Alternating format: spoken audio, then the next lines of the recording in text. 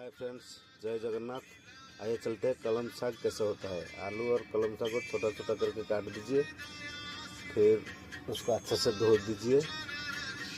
फिर कढ़ाई में सरसों और लंका, हरा मिर्चा, प्याज पका के थोड़ा भाजिए। इसमें थोड़ा ज़्यादा प्याज पकाना चाहिए क्योंकि अच्छा टेस्ट आएगा। और आलू को थोड़ा फ्राई करके लाल लाल कर दीजिए। फिर उसके बाद कलम साग पकाइए और अच्छे से भाजिए। और 10-15 मिनट के बाद उसमें नमक दीजिए। वीडियो अच्छा लगे तो लाइक और सब्सक्राइब करिए। अब कलम साग रेडी, उसका साथ पकल का साथ खाइए। जय जगन्नाथ।